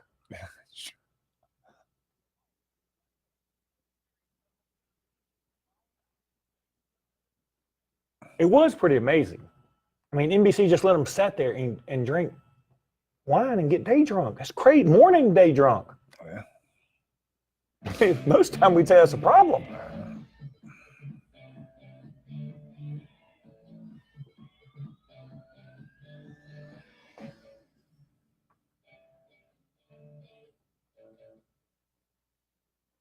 Welcome back, everyone, to SportzBlitz Live. About 45 more minutes left in tonight's show. Bowl games. It is the bowl season. December the 15th is when everything will get kicked off. That is next Saturday. It'll kick off with the Automation Cure Bowl, a classic matchup. Classic matchup of Tulane, who is 6-6, versus Louisiana, formerly known as the University of Louisiana Lafayette. Where is it? New Orleans, I guess. I have no clue. But let me say this about that. And because I know Jeff Hines, who does the show, I know he doesn't like bowl games. They're meaningless and all this stuff. I get that. But I was listening to another show today, Mark Packer's show, and he said, look, today I'm just going to do a show, and we're not talking about the college football players or the New Year's Six bowl games. We're just talking about the other bowl games. That's all we're going to do. The phone lines lit up, and everybody was calling, and people called in from Shreveport saying, you know what, man, thank you for doing this. He said, because he said, this means a lot to our community down at Shreveport, the Weed Whacker Bowl or whatever it is now. He said, we show up for that. And then somebody called in from El Paso and said, I guarantee you, he said, we're going to have a lot of El Pasoans at the game. And he said every year it seems like one team wants to be there and the other team just kind of goes through the motions. And he said the home team, the crowd gets behind the team that wants to be there. And he said it's every year. And he said it's really fun for one of the teams, because they end up beating up. He said USC went there one year and got their brains beat in. And he said it's just Georgia Tech, wasn't it? I think it was Georgia Tech. That's right. But he just said that it means so much to El Paso. He said because we got New Mexico and UTEP. He said we got all those teams around us, so we don't get to see big name football in person. Yeah. He said so when they come into town, we dig it, and that right there told me, okay, that's why I like bowl games. It's why not? It hurts nothing. It hurts. And I mean, he was you want to put the money up for it? By all means, it gives me something. If you think it helps, go for it. It does. I like the Sun Bowl, and in fact, he brought up a story of SMU, which in the mid '80s was like ranked number 7 or something. They thought they should have gone to the Cotton Bowl, but they were passed over. I want to say for A&M for the Cotton Bowl, so they got invited to the Sun Bowl, and they played an Alabama team that was like 7-4 or whatever, and Alabama just beat the dog out of them because SMU kind of didn't want to be there. It was like Central Florida, Auburn last year. You could tell one of them didn't want to be there, but he said everybody was just cheering for Alabama because SMU was sort of hoity-toity about it, and he just told the story. It was just cool. Jeremy Kelly says, I'm going to the Camellia Bowl. My son and I haven't missed one since it started. That's awesome. I love it. I mean, and again, the Camellia Bowl is, we're about to talk about it, Georgia Southern and Eastern Michigan. A 1-point line. Going to be a great game. It's going to be a ton of fun, and Georgia Southern opens up against LSU next year, so at least you get to see a little bit something about that. He also said if Luke ever hangs up the mic, I'll sit in with Dandy. I liked it. You pushing me out now? Never. Tulane and Louisiana. Who you like? Oh, when these two get together, Tulane. Throw out a lot of stuff. I'm going to say Tulane. I like Tulane in this too. The Green Wave. New Mexico Bowl, 1:00 on ESPN on December 15th. Utah State, who went 10-2 this year, by the way. They hired Gary Anderson back. Really? Yeah, I think so. Interesting. North Texas went 9-3. North Texas, aren't they the Mean Green? They are. They're an 8-point favorite in this game. Clashing here. A lot of points going to be scored. This is probably one of those that's a lot of fun to watch. I mean, Utah State averages 47 and North Texas averages 36. Give me Utah State in the upset. Oh, nice. Okay. Calling it early. Aggies, I believe, Utah State. Mitsubishi Motors Las Vegas Bowl. 2:30 on ABC. Arizona State, the Fighting Herm Edwards. They went 7-4 his first year. I don't think a lot of people had them win a winning record. So good for him. Congratulations. Is that this Saturday? Yes, it is. Awesome. Jeff Tedford at Fresno State now gets them. They end up winning the Mountain West over Boise State on the blue turf. Jeff Tedford's a good coach. He went out there to California, had them playing really well. Then it kind of went south. They fired him. He was Aaron Rodgers' coach, right? Fresno is a 4-point favorite. I probably lean toward Fresno in this one. I'm taking Arizona State. Don't you? You play to win the game. There is no question about that. The Raycom Media Camellia Bowl, 4:30 on ESPN. Georgia Southern 9-3 is a 1-point favorite over Eastern Michigan, who is 7-5. Now you talk about a clashing of styles here. Georgia Southern averages throwing for 82 yards a game. Eastern Michigan throws for 228 yards a game. So one's going to throw it, one's going to run it. We'll see what happens. Something's got to give, Andy. Flip of the coin. Yes. Flip of the coin. R+L Carriers New Orleans Bowl. I'm sure that if you got to go to a bowl, New Orleans ain't a bad place to go. Yeah, so that my theory of the Automation Cure Bowl being in New Orleans has just been shut down. They may have. They're not doing a doubleheader in New Orleans. Never know. I do know. They might be doing a doubleheader. It ain't going to be 40 football. bowls. There's got to be some doubling up going on. There's going to be some doubling up going on. I've been to New Orleans. But it ain't going to be – it had nothing to do with these bowl games. And it's Irish Stout will be there. Middle Tennessee, they're 8-5 versus App State, who is 10-2. Appalachian State's coach was hired at somewhere else, but I cannot remember. Happy State's coach was hired at Louisville. Yes, he was. Satterfield. There you go. Thank you, Luke. You're good for something. Appalachian State's a 7-point favorite, and they will win the game, I would bet. Look, Middle Tennessee hammered UAB, though. They got to be pretty good. You think, but now UAB came back and beat them. The next week, Murfreesboro.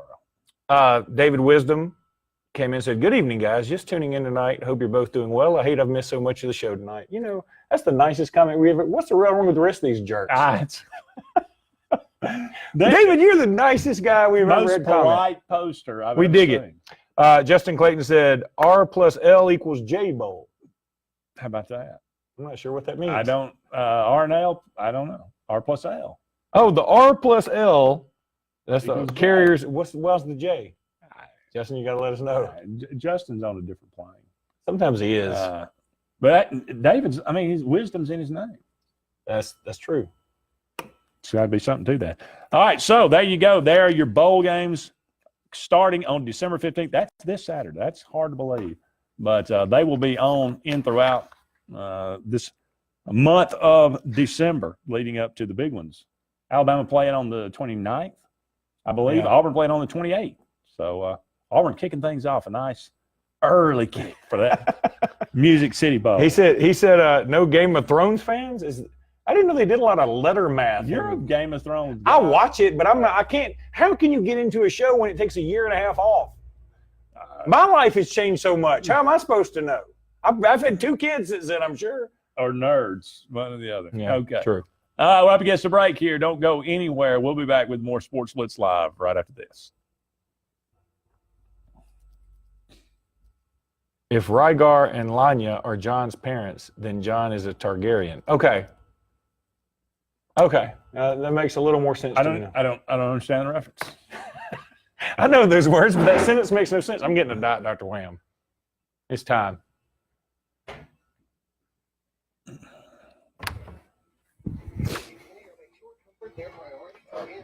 I gotta get it. Oh man, that's awful the way I sound in here now.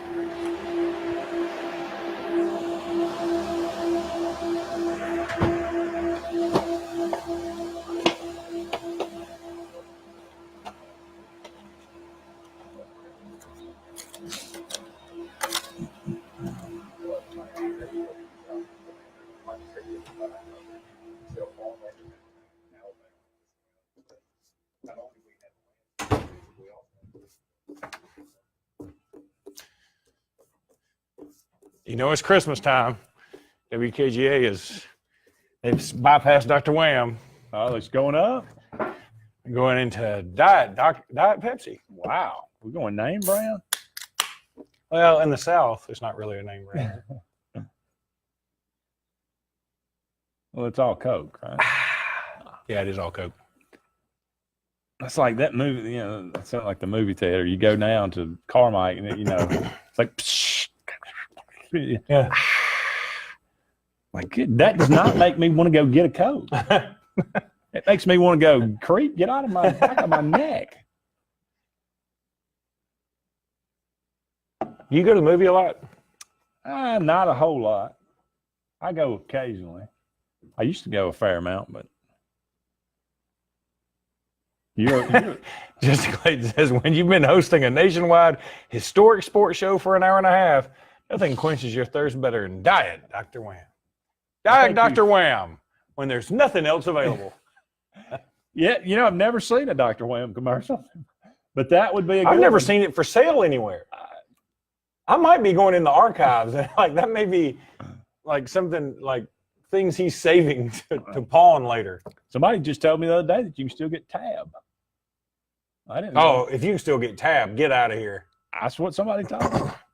Justin says, "You going to see Aquaman?" Yeah, I'm going to see Aquaman. I don't know that I really want to. I feel like they're going to screw this up. I saw Jason Momoa on Saturday Night Live the other night, and he just wasn't very good. Saturday Night Live is just not very good anymore, period. But Well, you can don't go into it thinking, man, this is going to be as good as Avengers. Go No, you into can't it, do that. Go into it thinking it's going to But be so DC much screws up. CGI DC screws up. that it's going to be looks, you know, crappy, but maybe it'll be entertaining.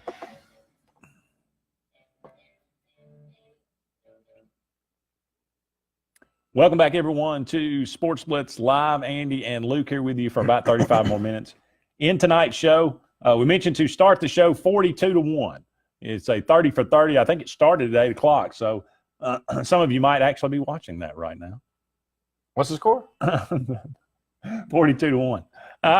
This is the 30 for 30 documenting James Buster Douglas, maybe the biggest upset in the history of sports. It's up there. Certainly in boxing. Oh, it's definitely up there. And what was funny was apparently Tyson was knocked down by his sparring partner. I didn't realize that. Earlier in the week while they were practicing for this, and everybody just sort of dismissed it. Said, you know, the guy got lucky punch. And Buster Douglas, I caught a little bit of his interview on Highly Questionable today, and Buster Douglas said, well, when did you know you wanted to be a fighter? He said, well, this guy was picking on me, and I went home and sort of crying about it to my mom, and my mom said, you got a choice. Tomorrow when you go back to school, you can either fight him or you can come home and fight me. Either way you want to go.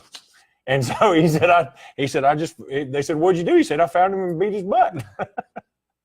I remember, watching this. We had a satellite, and we used to have back then you had what you called a Tracker 5, which was like, the big satellite, not like these little miniature satellites, but there was a chip that they had developed. You could put in there and you get free everything. Yeah. So we got free everything, and everybody came over to our house and watched this fight. And back then, boxing was fun. And I mean, it was a big deal. I mean, this is just going back to 1990, but I think everybody knows late at night, though, wasn't it? Was it like 10 o'clock? No, it wasn't that late. This one was more like probably 8 o'clock, 9 o'clock. Okay. Because I think the undercards maybe they didn't last as long. But anyway, I don't think there were as many maybe because it was in Japan. Well, also Tokyo, I think. What's the time difference between Tokyo and us? That's a great question. I mean, so were they boxing? I'm going to look that up. But I remember watching this, and I remember being struck. I mean, everybody just assumed that he was going to be fed up to Mike Tyson because I'm not sure people really appreciate. I mean, I know some of these younger people have gone back and watched Mike Tyson on YouTube or whatever. But when the bell rang, it was like somebody turned loose a rabid wild animal. I mean, he was the most ferocious, most aggressive. Just, I mean, do you remember his fight with Michael Spinks? Yes. Michael Spinks, literally, they go up and they hit gloves, and then Spinks sort of just, I mean, like he put his arm down to get down and just lay out. It was 91 seconds, I think. And I think 83 of those seconds were Spinks getting positioned to look like he was knocked out. It was. And see, I collected Sports Illustrateds back in that day. I had a subscription, but I always kept them all. And so Tyson was on, God almighty, I don't know how many covers. And, this is before you didn't have the internet. So, I mean, that's how you read about boxing. And I was completely fascinated by this guy. And every picture of him was him, like one arm dangling, the other arm like this, where he had just knocked somebody out. And he was daring you, if you get up, I'm going to kill you. And he scared people to death. I mean, you could just, I mean, so intimidating. I mean, he didn't come in with a robe. He just had a ripped up towel over it. I mean, that just kind of, it was just he needed so a raw. muzzle. Yeah. I mean, you needed like a shot collar on him. He was a pit bull, a human pit bull, it seemed like. 37-0 coming in. And I remember being struck because, they built this thing up and we were all just kind of laughing about it. And then it started talking about Buster Douglas and talking about his mother just like passed away. Yeah. Like 4 weeks ago or something. And they were so close and it told this story. I'm sure it told that story about, her telling that. And then she was his inspiration. And you were just like, man, this poor guy. And I felt you were wanting to root for him. And then he comes in the ring and he's like 6'6" and he's chiseled. And you think, man, what an impressive looking guy. It's a shame he's going to get knocked out. But yes, it's going to hurt when he falls. But when it kept going. He survived the first round, and he actually did real well. And you're like, wow, this. And it just kept going and kept going. And I think the 8th round is when Tyson knocked him down. Okay, here we go. But I mean, he got back up and just started pummeling him again. And there wasn't anything fluky about it. And I'd forgotten. I wasn't reading this. But what was a shame was after it was over, Don King, made this thing. Well, the referee slow counted when Buster Douglas went down. So it was tied up in legal battles, and it was just a mess and that's kind of the downfall of boxing, probably from that moment. But anyway, he came back and he fought Evander Holyfield the next one, and he was like 50 pounds heavier than he was. He didn't look anything close to what he did at that point. He doesn't like to be called a one-hit wonder, but yeah, that's kind of what he was. But it was a great fight, great moment. It's 11:30 in the morning, Wednesday, in Japan. Wow. So can you tell us what happens? Well, yeah, that's what it's a good newspaper. But so I guess the fight started at like 11 o'clock in the morning on a Sunday there? Probably so, I guess. That's weird.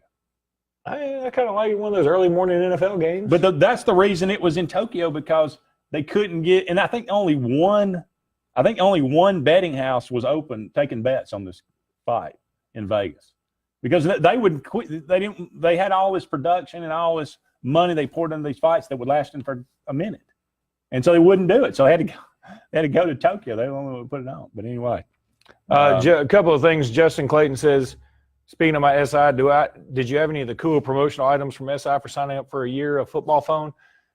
Yeah, I got them, and then I just promptly tossed them. I mean, I didn't think to collect any of that stuff. I should have. That would have been neat to have today. I remember my mom or my dad, one or maybe both, maybe they collaborated. They sort of cheated out on a Christmas gift one year and like gave me the football phone as a separate present from the subscription. I'm like, no, you don't get to wrap that up separately. That came with it. I see the commercial just like everybody else. Your parents gave you a Sports Illustrated football phone that came free for Christmas. I'm pretty sure they did but no, I'm not going to look. They always did. They always had some pretty good gifts, I got to say. But this was you never used the computer. Well, it was a Tandy 2000, man. I mean, what was I going to do on it?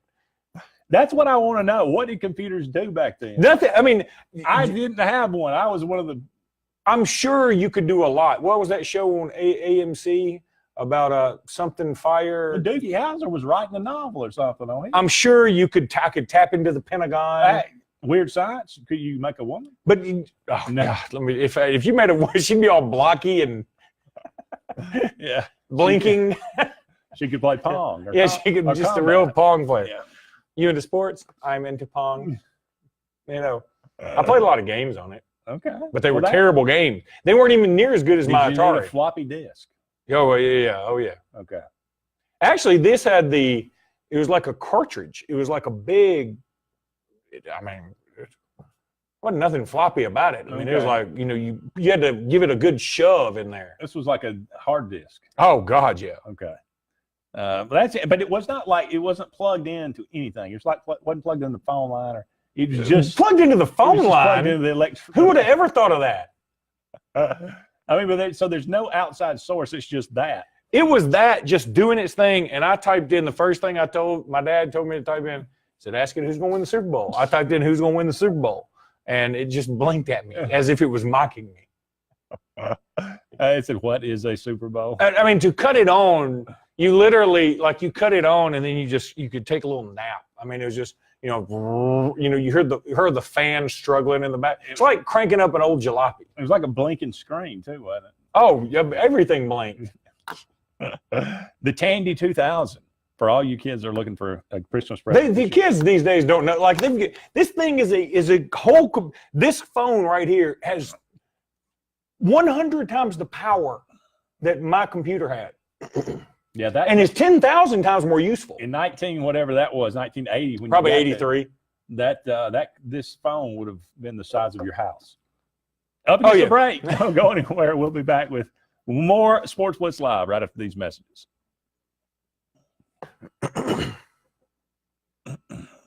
We've come a long way, baby. We have. I'm not sure we're better for it. Probably not. I know college football is not better for it. Yeah. The money. It was better when they were making $65,000 a year. As coaches, you mean? Yeah. Yeah. The way you can do that. probably disagree. Yeah, well, I'm sure they do. Dude, I went. But I mean, come on now. Even Gus and Nick have got to go. This get out of control. I can promise you, Nick is thinking I'm not making enough. I promise you, he's not. But I had to take Dad's car to that Mercedes dealership because there's some blinker that went out on his car, right? And so This is recently. yeah, like last week. Okay. So I drove because I was staying in Birmingham some night. So I drove Dad's car, which is like I don't even know what models they are. I'm not a car guy. I mean, it's one of the smaller. It's sporty and terrible for people like me. Like I got a really terrible for people like him. Yeah. I mean, he doesn't have a great back. He's older, and he just loves it. So, but I get in it, and it's like everything, and it's got all these automated things where you just sort of massage. I'm like, I'd quit touching me, So I You're drive. getting fondled by the car. Yeah, and I mean, I'm used to being in my Explorer now, and this is so low to the ground that I felt like I was doing 100, and I was probably going to 60. So I had to keep, get over that mental hurdle to get to Birmingham on time. So I take the car to the Nick Saban's dealership. Man, that place is unbelievable. It's incredible. Like they have these bay doors that are like something out of Star Trek. You pull up, you have an appointment, and you pull up, and then they say, come on through, and this bay door. Do they berate Normally you for asking questions. what? Huh? Do they berate you for asking questions? No, I didn't listen. I'll get to that. So they, how usually if you pull up to an oil changing place, they hit a button and the bay door goes. This one goes. I mean, I'm talking about it took it Like a Star second. Trek. That's what I'm saying. Yeah. Just like Star Trek, and so I ride in You there. have to go, A guy opens the door and is like, Mr. Robinson, is there anything I can get you? And I immediately confess, I was like, this isn't my car. I mean, quit. You got any Dr. Wham? I said to you, man, this isn't my car. I felt like I had to be honest with him. I was like, you don't need to kiss my butt. This isn't my car. But he was like, no, we understand. We know what you're here for. Going in there, they had a Starbucks, an Edgar's Bakery. They had Starbucks coffee, like it's set up like a Starbucks, but there's not a barista there or anything. But they had Edgar's Bakery there. They had all these free massage chairs. They had all these snacks, a whole thing of all these granola snacks and other snacks that are just free. I mean, you just go in there I feel like I'm gonna have another granola bar. Wow. And whatever you want to drink. I was like, I may not leave. How about that?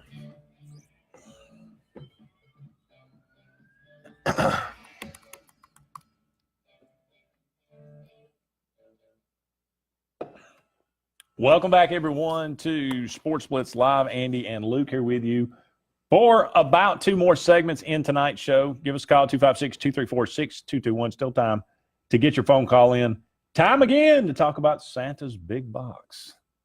Santa's Big Box. This is the week that Kalijah Country 97.5, Merle Norman Cosmetic Studio, Treasure Hunt Store, Tractor Supply Company, Route 63 Stop, Elite Fitness, Cottony Jewelers, Holly's Home Furnishings, and Frontline Outfitters are giving you the presents out of Santa's Big Box. Get ready to Please stop doing that. Get ready. No, it gets worse. It gets worse. Get ready to reach into Santa's box and pull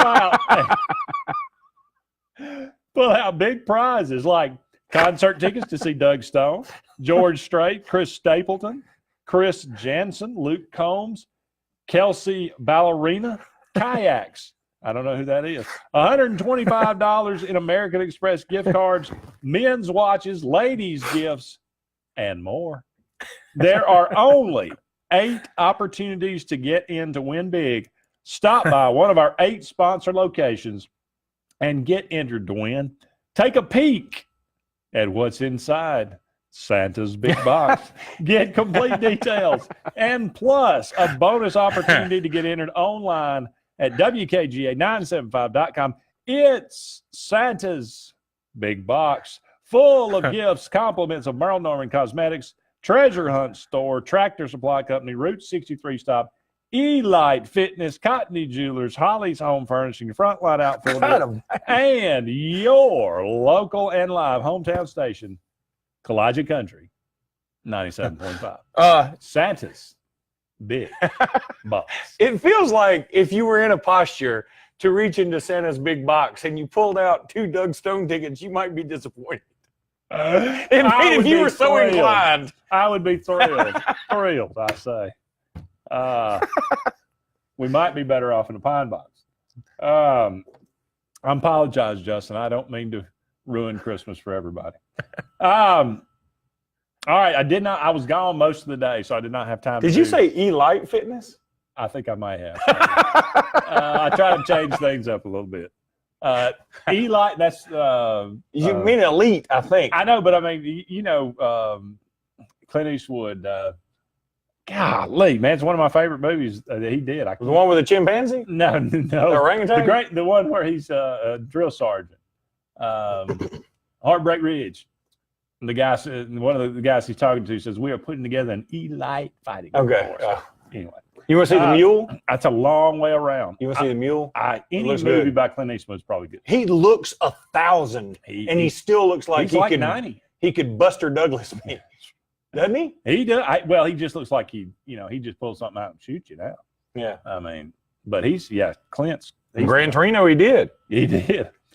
So I don't have a time. I didn't have my opportunity to do my normal rank them. So we will just start in top 5 Christmas movies for Luke Robinson. But wait a minute, I gotta come up with my own. You're just give me your. Oh well, first of all, Die Hard's number 1, and it's not even close. Is Die Hard a Christmas? It is. Was it taking place during the Christmas time? Yes. Did they have several ominous jingle bells ringing when various action scenes were about to take place? Well, was it the greatest example of foreshadowing in the history of the cinema when he says, "Glass, who gives a bleep about glass?" And then 2 scenes later, he's running over broken glass with his bare feet? Yeah, not good. It's incredible. A Christmas Story's good, but it's not Die Hard. You for the classics? Yeah, Christmas Story's in there. Okay. I don't really care. White Christmas. No, that doesn't do it for me. Miracle on 34th Doesn't do it Street. for me. It's a Wonderful Life. Doesn't do it for me. Jeremy, you don't like? Come on, man. It's a Wonderful Life. I don't. Jimmy Stewart. It seemed. I mean, see, back then acting was so different. Were people really like that? I don't know. Like I don't have it said his house and his house. People weren't like that. Maybe not. He was Mr. too Potter. nice. He's the original Mr. Burns. Well, give me some other Home Alone. Yeah, Jingle All the Way. If you like Arnold. No. Like the Santa Clauses, the Tim Allen. No, though, God, please no. And I tell you, Rudolph. Who is it? Not Mike Douglas. Kurt Douglas.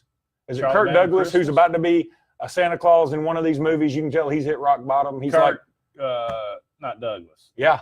He's like 106. No, it's not Kurt Douglas. Yeah, it's Kurt Russell. Kurt Russell. Yeah, that's yeah, it. on Netflix. Actually, Yeah. my brother watched that. He said it was good. Oh, come! There's no way it's good. It's impossible for that to be good. You can't watch that and not feel sorry for Kurt Russell. That ought to be the movie. There ought to already be a documentary about how Kurt Russell has fallen based on that everybody plays Santa Claus at some point. don't they? that when things get rock bottom. Okay. So he's hit rock bottom. Okay, He's what's hit another rock. Santa Claus movie? Well, how about Charlie Brown Christmas? Yeah, okay, but that's not really a movie. Well, it's a show, TV show. It's good. Stuff. You know what? I don't. You're not a big Christmas. For movie me, guy? Christmas. I like the Aloha Bowl on Christmas, but it's not on Christmas anymore. This is true. You used to have two, Oahu and Aloha. I know, and they've ruined Christmas with like 5 NBA games that nobody cares about. I agree. The Christmas Chronicles. I've heard it's good. Thank you, Justin. I've heard the same thing. Kurt Russell, from what I understand, was a revelation as Santa Claus. Top 5 Christmas songs. Grandma got run over by a reindeer. Or no, that's that. Chestnuts roasting No, on an open fire. no, any Elvis Christmas song. Blue Christmas. Oh, that's pretty dang That's a good. good one. How about A Beatles Christmas song. How about John Lennon? Yeah. So This Is Christmas, right? So this is yeah. I And don't then know if that's the name of it. Wonderful Christmas time, simply having. Yeah. Wonder. That's good. Okay. Oh, I'll tell you who had a good one that Yeah. you won't know. Prince had a good Christmas song. Last night I had another lonely Christmas. He actually mentioned banana daiquiris in the song. Really? Okay, there's Why nothing is like a banana banana- daiquiri at Christmas. Okay. I'll take your word for that. Christmas in Dixie by Alabama. Christmas in Dixie is good. Brett was singing that as we left last week. He ruined it for everybody. Tim McGraw, what, 4 Christmases? There was some. Yeah, that was Vince Vaughn and the Blonde. That's true. I got to give this out real quick. Brian Bice says they still have the card for Jalen Hurts at Bice Motors that everyone can come by and sign through this Saturday. So go by and check out Have you Bice signed Motors. it? Yeah. No, but I need to go by there. Yes, you do. Yeah, you know that I'm never in one. I'm like Yasser Arafat, never in the it's same place twice. you act like you never have time. Come on, Luke. Luke flew in from Germany today. Top 5 Christmas. I like it. David Bowie, Bing Crosby. Have you seen, Brian, the remake of that with Will Ferrell and John C. Reilly?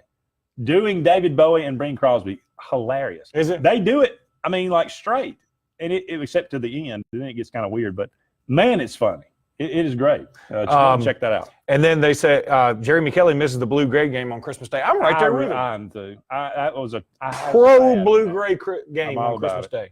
I'm all about it. Of course, now It was Christmas. But then, I mean, there was only like 20 bowls. Now there's 40. So you'd have to bring guys from high school to play in that game, Brian. That's right. Let's go. So we're up against the break, but don't go anywhere. We'll be back with one final segment of SportzBlitz Live right after this. Waffle House Christmas by Whispering Bill Anderson is an instant classic. Is that a real person? Yeah, you know Whispering Bill Anderson. Do not know Whispering.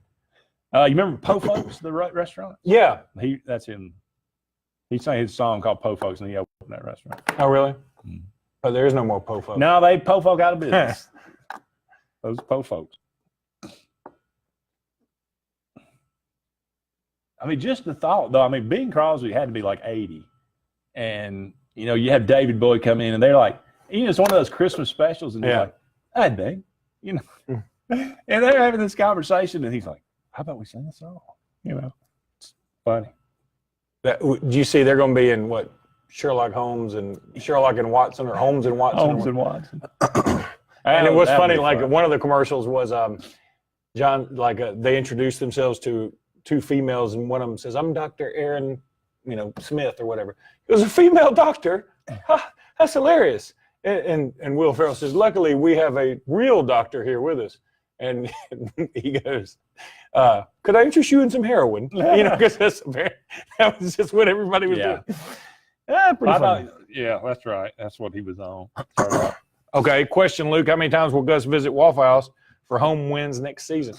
First of all, my question is, does he go to Waffle Houses on the road? That's a good question. But for home wins next season, we looked at Auburn's schedule just a second ago. I don't know why I couldn't do it. Not nearly enough.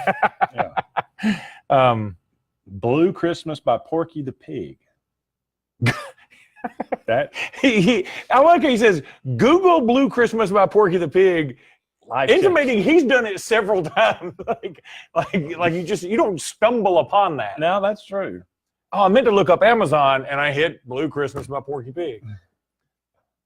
But that ain't Elvis. Oh, so Jim, you're saying he does not go to Waffle House on the road. That's interesting.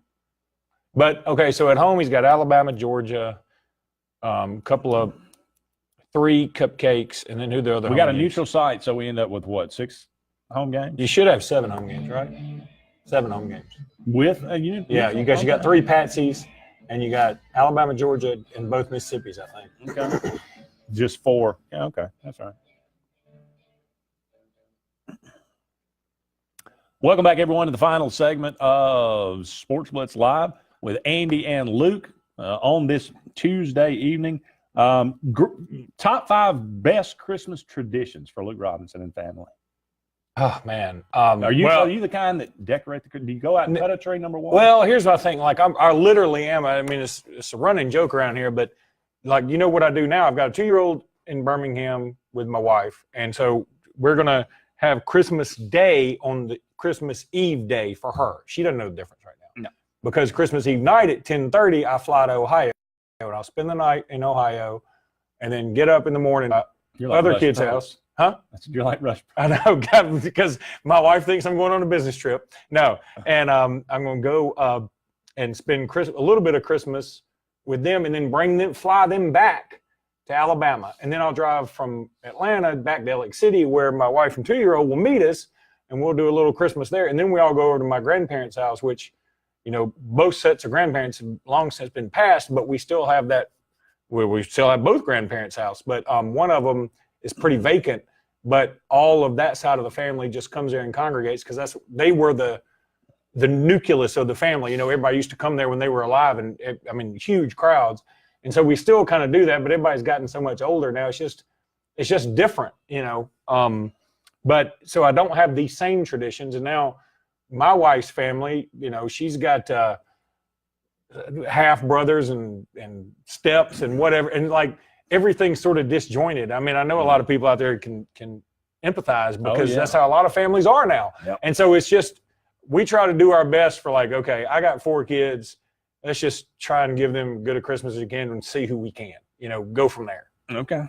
One final one, top 5 Christmas decor. Trees, Christmas tree, lights on houses. I love good lights on houses. I don't want them on my house because I don't want to take them down. I love Christmas decorations everywhere else. I have put up the dinkiest little tree at my house because I'm the only one there. Yeah. And so until Christmas night. That's so sad. I'm not trying to, I'm really getting y'all Hoda caught me over here. Jim's got an actual question about sports. He says, Luke, can Notre Dame beat Clemson? I don't think they can. I just don't. This is Notre Dame team that struggled to beat Pitt. I know the transitive property doesn't work. It within 2 touchdowns. I don't think so. And I'm going to tell you, for people who and he also said, can Alabama score 60 on the Sooners? Yes, definitely yes. But I was thinking about this as I came to the show. You know, somebody called and said, I'm sick of the same teams in the playoffs. You're going to be sick next year. Alabama's still going to be good. Clemson's bringing Trevor Lawrence and a whole bunch of people back, Travis Etienne. Where's Oklahoma going? Nowhere. Where's Georgia going? Kyler Murray may not be there. Well, but they win back-to-back Heismans with different quarterbacks. Where's Georgia going? Georgia's going to be pretty doggone good next year. Ohio State ain't going anywhere. It's going to be the same cast of characters. I don't disagree. If Kansas put up 40 on Oklahoma, I think Alabama could double it. Cut it in half and then double it. But anyway, how about Santa's big box? No, I'm kidding. Colorado, Mike McIntyre goes to. You don't think that's going to help the Ole Miss defense? Mike McIntyre. Greg Little's declared. DK Metcalf's declared. AJ Brown's leaving. Ole Miss is going to be in the getting the band back together segment. You can't make this up. This has got to be the best joke of the day for me. Scott Loeffler gets the job at Bowling Green and hires Brian Van Gorder as his assistant head coach and linebacker coach at Bowling Green. The last time these two guys were together, it was 2012 Auburn. You know, I'm rooting for this. And it's funny because we joke on the NFL having all these retreads.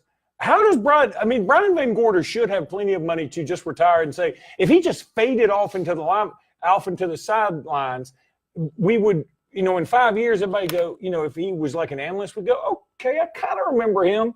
But because he keeps getting these jobs and keeps giving up 60 to everybody, we keep going, he's terrible. Why does he keep getting work? I thought he was really good at Georgia. And then he took the Georgia Southern job and things just Does he have the best imploded. Does he just go to a temp office and they say, man, you're not going to believe this. Something just came open. Well, you know what they said? In the write-up, it was like he goes out and gets veteran defensive mind Brian Van Gorder with 38 years of experience in the coaching business. I'm like, good grief. Wasn't it Brian Van Gorder who 20 of it's all who Philip Marshall was in the background when he did his famous Philip Marshall? You remember that? Have you seen that? Oh God, that's the world's best gift. Justin Clayton, send that to him. You know what I'm talking about. But he kind of looks like, and he's kind of turned into Death Wish, Charles Bronson. He does look like Charles Bronson. A less scary Charles Bronson. Charles Bronson was like 60, and everybody thought he was 40. I think that's the way Brian Van Gorder is. It's weird. No, but he may be Charles Bronson. We just don't know it. That's going to wrap up the show for this Tuesday evening. Thank you so much for all of you out there joining us tonight. For Luke Robinson, I am Andy Graham. So long from there, everybody. We'll talk again soon.